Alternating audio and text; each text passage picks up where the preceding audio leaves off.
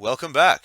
And in video number 7, the question we're going to address is who will design your book cover? And as you can imagine, the cover of your book, just like the title of your book, is amazingly important. It's the first impression, and it could be the difference between somebody walking right past and somebody picking it up. And we're Its going to, cover. what's that? People really do judge your book by its cover. Yeah, I guess it's the cliche of cliches, but it really is true. And well, I guess your book cover was a really good example of this. But there's really just two things we wanted to cover in this lesson, and the first one being some suggestions on where you can go to actually get some help with your design. Assuming you're not a designer, now this is called the DIY bestseller, this product that you're watching right now. So maybe you have some design skills and you want to try your hand at it. We're going to give you some suggestions of to where you can outsource that job. But if you don't want to, then we're also going to give you some suggestions as to how you can give yourself the best chance of success with some basic design rules. So let's first talk about, Brad, some of the best places people can go if they do want to outsource the step of having the book cover designed for them. I know the most obvious choice in our world is 99 Designs. Let's talk a little bit about them and then maybe a few other suggestions if people want to shop around to get a book cover designed. I wouldn't say that they're the most obvious choice. You'd be surprised how many people haven't heard of 99 Designs, and I think one of the reasons why is that they're not cheap. They're not expensive, but they're not cheap. Right.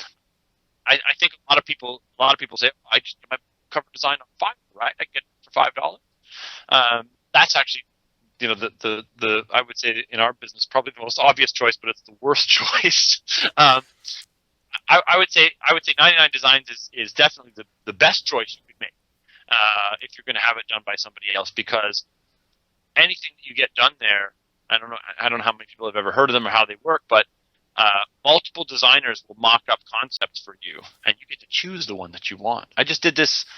I think I mentioned one of the earlier videos. I'm working on an iPhone app called FranPix, and I went there, and I think I only spent like, I want to say $250. And I said, I need a new icon for my iPhone app. Here's some of the elements I want to see. I gave them a whole bunch of details about what I expected.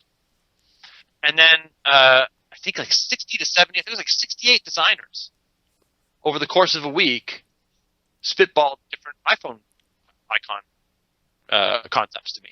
I had like 68 to choose from. Yeah, that's And I amazing. picked the one that I like. That designer got the money. The rest of them, put that stuff in their portfolio and moved on to the next job. And I got my iPhone icon. So you can do this with your book cover, right? Same thing. You go in there, tell them what you want. There's 3 different price tiers to choose from, and people are always like, oh, should I buy the bronze, silver, gold? I'm cheap. I buy the bronze every time, and I'm always overwhelmed with choice. And my a good friend of mine, Dave, did a gold package once for his logo. He went up with like 400 choices. That's too many. What was too many? He had us all voting, and it got ridiculous. I got to a point where it's like, I'm not going to vote on this anymore. You got too many choices here, dude. Like, I gave you one I like. I don't want to look at it anymore. And I'm the kind of guy who I just want to move on, right? Like, I don't need to look at 400 concepts. Give me 50 to 60, and that's too many. So, I'll go through them. I'll have a couple of colleagues look at them. We pick the one we like, and you could go back to the designers and say, during the project phase, you can say, hey, I really like what you did here, but could you try these colors or try it this way? And that designer will go make those alterations for free for you. Yeah, because So they want to win the bid. yeah, they want you to pick their stuff because that's how they get paid. So probably the best choice in the business, man. It's either that or do it yourself. In my book, Right. if you're good designed by someone, unless you have like a kick-ass graphic designer that you already work with, that you trust and love, and you know that they're awesome and they're a rock star or whatever it is, then great. But otherwise, go to 99 Designs if you're going to outsource. Well, yeah, and you're getting your pick of some of the top talent, and a lot of the Yeah. people that go in there, we've used them for a number of our projects for logos, different businesses and sites we've created, and we were just blown away. We couldn't believe that for a relatively small amount of money, depending on your budget, but a couple $100, and you're picking these amazing designs that you could never have come up with on your own, unless of course that's what you did for a living. Be quite impressed, and they can really tailor it to anything you want to do. The website gives you a lot of different options to pick and choose, and set the stage what I want this thing to look at or to look like. Now, having said that, we want to stick to the DIY theme here, Brad. And once again, I want to turn it over to you because you've been doing design. You've done a lot of your own design for quite a number of years. And obviously, there's way more of an art than there is a science to designing things. It is art, so to speak. But there are some guidelines. There are certain things you can do to make sure that the design, specifically, obviously, we're talking about a book cover, that you can do to make sure that your book cover works, that it's not going to bomb and totally ruin any chance you have at success. And there's a number of different ways you can go, but there's some simple things you can follow. So why don't we go through basic design rules that anybody can follow to give themselves a good chance at having a winner? And this applies to picking a designer on 99 Designs just as much, right? If you're looking at, if you're doing it yourself or you're picking a designer, you want to follow these rules because not every designer will follow these rules. So for me, there's a number of them, and there's no real order to this, but I'll kind of start. I think is most important, and we'll work our way down. The first one is print out the cover. It's a huge mistake people make. Is it looks really good on my screen. It's going to look great on print.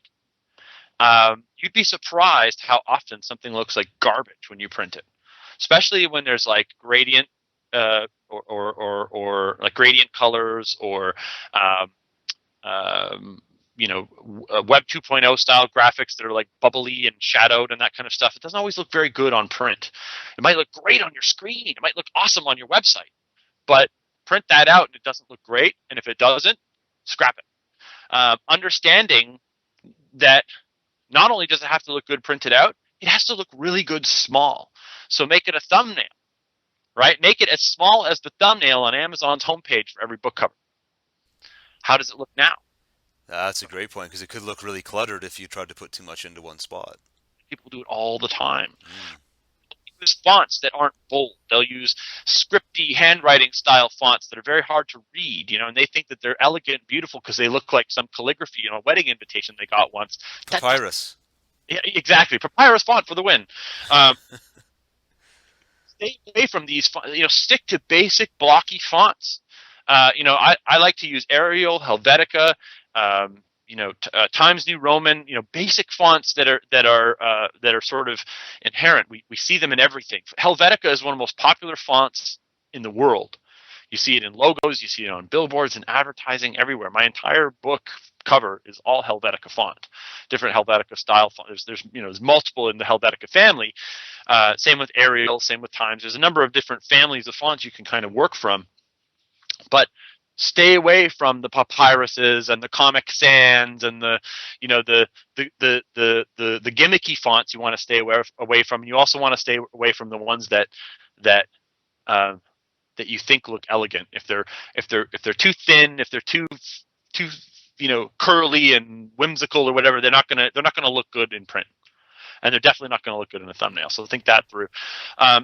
And also understanding the difference between raster and vector graphics. A lot of people don't understand this basic rule, right? But there's two different types of graphics when we talk about digital graphics that we take to print. There's raster and there's vector.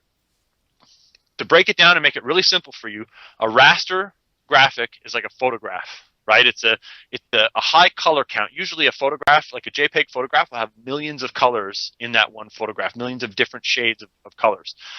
A vector graphic, the best example of a vector graphic is a font, right? You know how no matter how big you make a font, the edges are always nice and clean and crisp. That's inherently what a vector is. A vector is usually on my cover, the cover of my book, every single element on the cover of my book is a vector. There's a cartoon. It's a vector cartoon. That means it's low color count, and it's not actually a graphic in the traditional sense of like a photograph. It's a cartoon graphic, and it's a vector. In other words, there's a mathematical calculation behind the graphic, meaning that I can make that graphic infinitely large. I can put it on the side of a truck or on a billboard, and it's going to look just as beautiful as if I shrink it down and put it on my book cover. And whereas when I take a photograph, right, a photograph is going to hit a physical limit where, let's say you take a picture with an 8 megapixel camera, right? It can only really make that photograph about the size of an 8x10 sheet of paper, maybe a little bit larger. The larger I start making it, now it has to stretch the pixels, and we've all seen when images get pixelated when they get bigger. Oh yeah. And so a lot of people will use low res raster graphics for things like their title. So think that through. You want to make sure that whoever's designing your book, or if you're designing your book, you're working in a platform like Adobe Illustrator, or somewhere that allows for vector and raster graphics to mix together. But you always want to make sure that you're using proper fonts. You're not pulling some JPEG of your title and putting it and placing it on your book cover, because it's not going to print well. You want to use the real font. You want to use vector graphics whenever possible, and understanding that difference is very important to making a good looking cover. So print it out, shrink it down. Avoid gradients, avoid Web 2.0 style graphics, avoid drop shadows, avoid a lot of the cliches that you'll see working really well on a web page. They don't translate to print, and understanding that is so important, because you'll see it all the time where someone just gave me their book last weekend, and it's one of those covers that I could tell the guy never printed it out. He saw the screenshot and it looked really good and said go.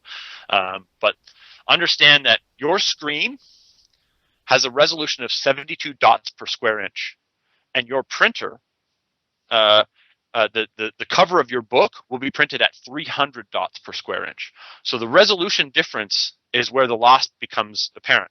A book that looks really good in 72 DPI may look like garbage in 300 because it can't scale up nicely, and so the shadows start to look choppy and the edges don't look good. And it's amazing how these little things don't translate from screen to print. So be mindful of that. Also, keep your color counts low. My book cover has 3 colors. It has green, black, and red. It's only 3 colors, and it's on a white background. So I guess you could say it's a 4-color, but the background doesn't count. If you're going to use a white background, or any color background, doesn't really count. Low color count and low font count. If you're an amateur designer, big mistake people make is they try and throw every cool font they have in their font library on their cover. Right? It's like, oh, the title's this, my author name is over here in this other font, and the byline is in this font, and then I have the write-up on the back, I use a different font. And it's very hard to follow. Stick to 1, maybe 2 fonts. If you have to use 3, be sparing. Try not to.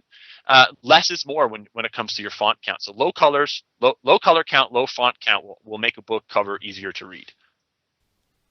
Wow, that's some heavy advice there on design.